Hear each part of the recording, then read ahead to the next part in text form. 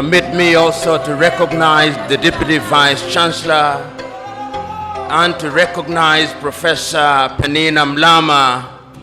And in the audience, permit me to recognize Mzee Warioba, my Lord, I recognize you. I also take this opportunity to recognize the other academics who are present here, the students who are here, and members of the press. I'm so very happy to be invited once again to be present with you to celebrate and commemorate the life and times of Mwalimu Julius Kambarage Nyerere.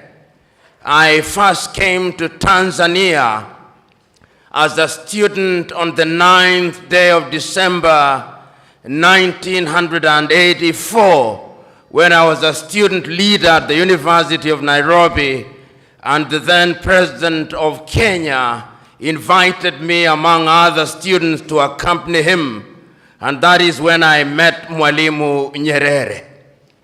I then, 10 years later, in 1994, visited at the invitation of Professor Harub Othman on the occasion of 40 years of celebration of leadership in Africa. And that is when I formally was introduced to Mwalimu Julius Kambarage Nyerere and his foundation.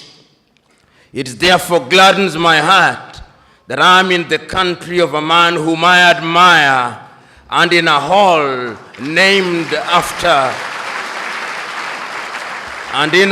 that is named after another great African, the Osagyefo, Dr. Kwame Nkrumah. The subject that has preoccupied us in the last few days is one that is as topical as it is relevant. The rise or fall of Africa on account of the African politician. And in order to do justice to that subject, and to remain faithful to my chosen subject, which is a call for hygiene in African politics, there is a sense in which one must take a historical journey, if only to appreciate the factors that animated Africans to seek to regain their independence from the colonial masters. Historians will remind us that we were first enslaved, that Africans were taken, and this we seldom say. The first civilization to take Africans out of this continent were the Arabs. And they took Africans from the eastern coast. And it's sad that in that part of the world, there are not many Africans who remained, because it was in the business of the Arab enslaver to castrate Africans. We never say that, but we must say it because it is historically significant. Then the Europeans came, the Portuguese came, the Spaniards came, the Germans came, the French came, the Belgians came. Africa became the hunting ground for the European colonizers, and we were the spot. We built, our ancestors built the United States of America. Our ancestors built Europe. And when slavery had lost its shine and sheen, the Europeans abolished it. But they replaced it with yet another pernicious enterprise, the colonization of Africa. The Europeans sat in Berlin, in Germany, in 1884, and they looked at the map of Africa and parceled it out. The British had their share. The Germans had their share, and Tanzania or Tanganyika was their share, as was Rwanda and Burundi.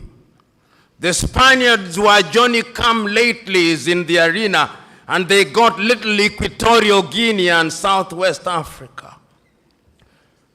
The French were here, the Portuguese were here, and we were colonized. This time round, they did not take us away. They came here, and they controlled us, and they told us, not in so many words, that we were children of a lesser God. And we were treated as if we were children of a lesser God. In fact, they told us that on the day of creation, we were merely hewers of wood and drawers of water. And if anybody were to doubt it, in 1948, it was more blatant when Hendrik Verwoerd instituted the apartheid regime in South Africa.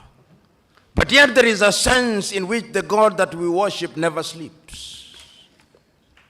The colonial enterprise ran its course, and the European tribes, the Europeans never called themselves tribes, they called them nations, were engaged in a war. First in 1918, the European tribes fought. And they had something called the League of Nations, which died. Then they fought again in 1945. And what is unique about the European nations is that when they are engaged in tribal wars, they call them world wars. So there was another war between 1945, 1939 and 1945, and after that, a new kid on the block, the United States of America, took the lead in saying that colonialism was something that was undesirable. But at that time, Africans were never quiet. Those who had been taken out had already started agitating. Many of us here will remember Marcus Garvey, of whom Bob Marley says, Garvey was a buffalo soldier in the heart of America. And many of us will remember W.E.B. Du Bois. Many of us will remember that they started agitating that Africans must regain their dignity and their independence. And indeed, in 1847, in Liberia, a small group of Africans were brought back in Monrovia, and Liberia became the first independent black nation in the continent of Africa. So soon thereafter, in Sierra Leone, they also created yet another colony. But Africa was colonized, except Ethiopia, which they tried to take in 1938 and exiled Professor Dr. Haile Selassie, and unfortunately they were defeated, as you remember, in the Battle of Adwa. Africa can defeat European tribes. This history is necessary that we are able to appreciate the freedom that we gained. So that Garvey came, W.E.B. Du Bois came, but there was another crop after the 1940s who had the advantage of European education. And there were people in Europe also who are beginning to recognize that indeed equality was necessary. And this was not anything new. In 1776 in the United States of America, the American state sitting in Philadelphia in the United States of America declared unto themselves that all men are born equal, that they are endowed by their Creator with certain unalienable rights, that among those are life, liberty, and the pursuit of happiness. A few years later in France, after the revolution, they also recognized that we were to be equal. so that the colonized nations which had now taken Africans thought that they were safe. They had taken Leopold Sédar Senghor from Senegal to Paris, and they thought that they were creating a little Frenchman. Little did they know that they were creating somebody who would want to overthrow them. They took Félix Houphouët-Boigny from Côte d'Ivoire, and they thought that they were creating somebody who would be subservient to them. They took Ahmed Sékou Touré and Modibo Keïta, and they thought they were safe. Little did they know that they were creating the future leaders and agitators against French colonization. And it did not stop there. The Portuguese also took Agostinho Neto and Amilcar Cabral and Eduardo Mondlane to Lisbon. Little did they know that those individuals would be the catalyst that would be necessary in the process of decolonization. The British also had their fair share. They took others. They took Mwalimu Kambarage Nyerere, Hastings Kamuzu Banda, Kenneth David Kaunda, and many others to the United Kingdom, Jomo Kenyatta. Little did they know that those would be the individuals who sometimes later, and in Ghana, of course, they took the Osagyefo, Kwame Nkrumah, and in Nigeria, they took Dr. Nnamdi Azikiwe, Abubakar Tafawa Balewa, and Sir Ahmadu Bello, the Sultan of Sokoto. There is a sense, therefore, in which these individuals started recognizing that having been enslaved, having been colonized, we now had to liberate ourselves. And the agitation started. And Kwame Nkrumah and his Ghana acquired independence in 1957.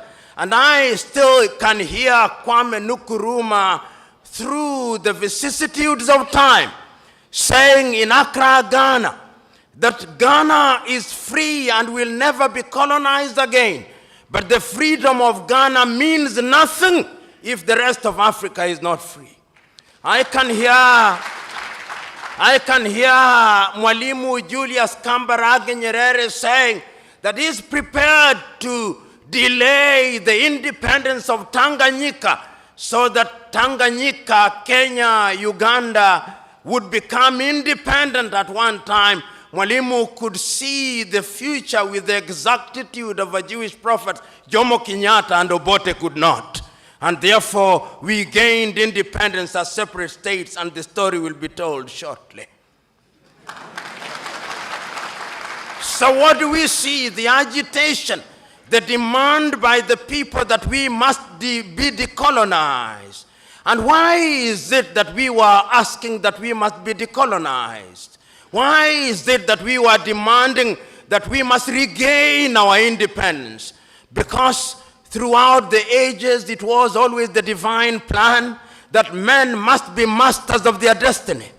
And when we gained our independence, the leaders of the day were eloquent as they were clear that the reason why we were asking to be independent is because we wanted to take charge of our affairs. We wanted to be the governors. We wanted to have our young men and women acquire education. We wanted to control the production of our food through agriculture. We wanted to build our infrastructure. We wanted to improve the quality of the lives of our people by improving their health. We wanted to eliminate poverty. We were clear on what we wanted, and this message was as clear in West Africa as it was clear in East Africa, as it was clear in Central Africa, as it was clear in Northern Africa, so that if you listen to Kwame Nkrumah, it's as if you'd listen to Agostinho Neto, and if you listen to Neto, it's as if you'd listen to Samora Moses Machel, and if you listen to Ahmed Ben Bella in the Maghreb, it's as if you'd listen to Patrice Emery Lumumba. There is a sense in which there was unanimity that this was the only way, and we attained independence. And I remember so very vividly, in 1957, in Casablanca, Morocco, was it in 1960, when the then 8 independent African countries met on the Osagie for Kwame Nkrumah, was clear that we must ensure that everybody else regains their independence, and that we must remember that the colonial master is not asleep, and that if we don't unite, he'll come under other guises through the neo-colonial project. But they listened to Kwame Nkrumah not. And even before they assembled in 1963, in the month of May in Addis Ababa, Ethiopia, no sooner had countries started attaining independence than the neo-colonial project started taking root. And in 1960, the first coup d'etat and assassination took place in Togo when Sylvanus Olympio was eliminated. 1 year later, Patrice Emery Lumumba was eliminated. So that in 1963, in the month of May, when 32 heads of states and government assembled in Addis Ababa, Ethiopia, there were several speeches, but 3 speeches stand out. Kwame Nkrumah's speech, Mwalimu Kambarage Nyerere's speech, and Emperor Haile Selassie's speech. Haile Selassie was the host, and his own inimitable style, he reminded the congregation who are present in Africa Hall in Addis Ababa, Ethiopia, that was a momentous occasion, and that the long-term health of Africa not only required but demanded that Africa must pull in the same direction, Haile Selassie said. And Mwalimu took the baton from Haile Selassie and repeated the same words, celebrating the fact that we were independent and we had the opportunity of determining in our affairs. But the greatest of the speeches was that of the Osagie for Kwame Nkrumah. Kwame Nkrumah had a sense of urgency which everybody else did not have.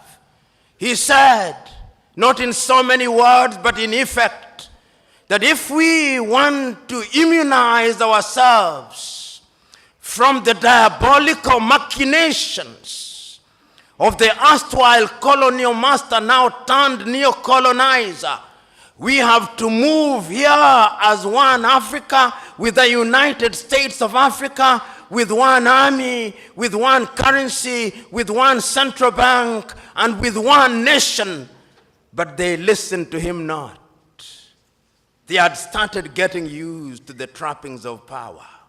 So what they came out with on that day in the month of May 1963 was a weak organization of African unity, the OAU, which many commentators were quick to describe in many ways and many times as the toothless bulldog. It was never a dog. It did not have teeth, but the effect of it is that it did not do very much. Some say it was a talking shop. Mzee Warioba, who was then active in political life and in other sectors, will attest to that. Yet later, we were to create another body, the African Union, and we'll have something to say about that. So we come out of Addis Ababa, Ethiopia in 1963, clear as to what we want to do. The African politician begins to emerge. We have them in different parts, but they begin to show characters that are totally inimical to our expectations. You of the Swahili say, maskini akipata matako huliambwata. Maskini walipata matako zililiambwata. They started getting used to the trappings of power. And we started having countries which we thought would liberate us. And I'm talking about the hygiene of the politics. It started disappearing. Many of these individuals now thought that they were demigods.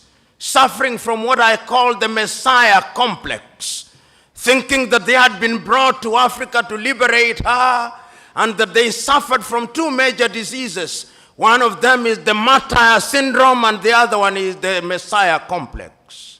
They think that their countries owed them. Africa started producing leaders that one cannot recognize. How many of you will forget Jean Bedel Bokassa of Central African Republic, that man who murdered little children in the streets because they did not buy uniform from his wife? That Jean Bedel Bokassa. How many of you will forget Mobutu Sese Seko Kumbendu Wanzambanga, who changed his country's name and presided over a kleptocratic regime? The Democratic Republic of Congo is the richest resource country on earth.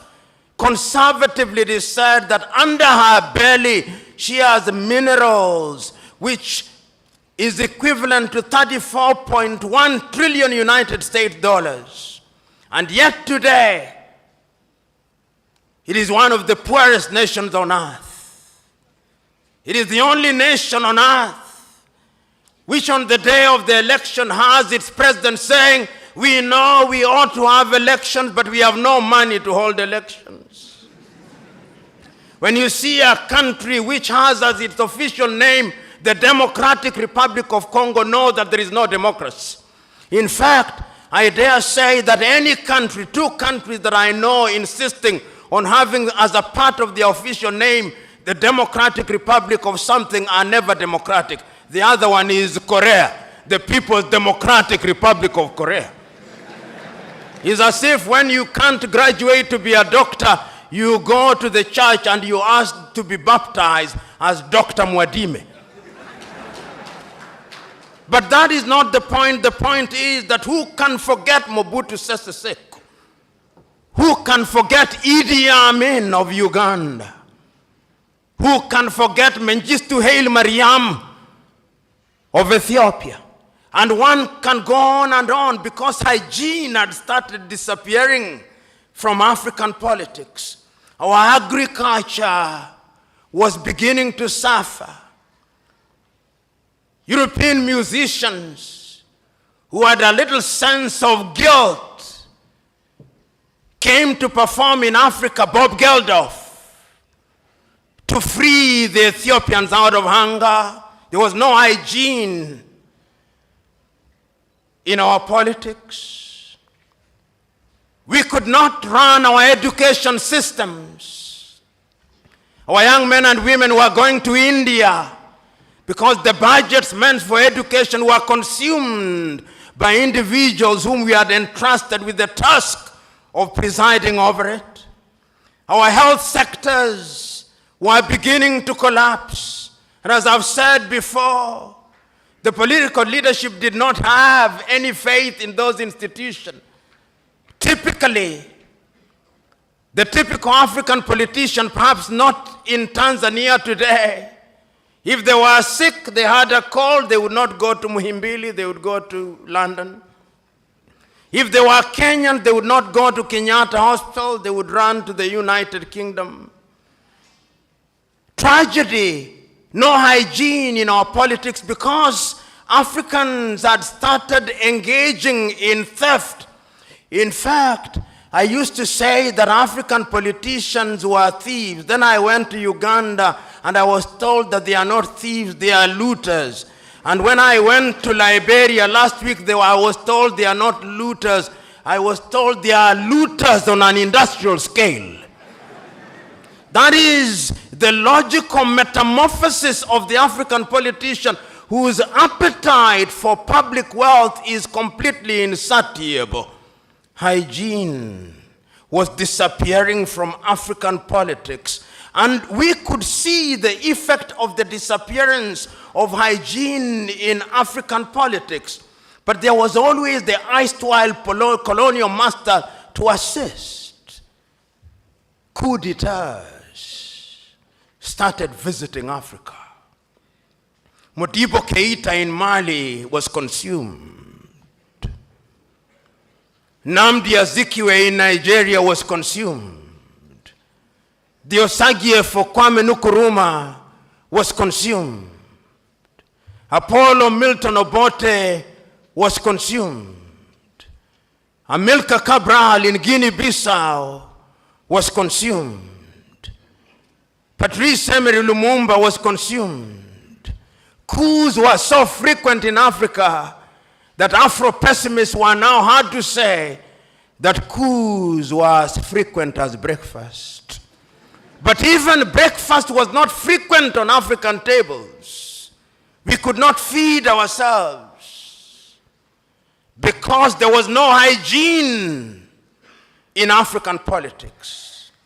Your typical African politicians took the view that they had a divine mission to preside over their countries. They arrogated to themselves the monopoly of wisdom.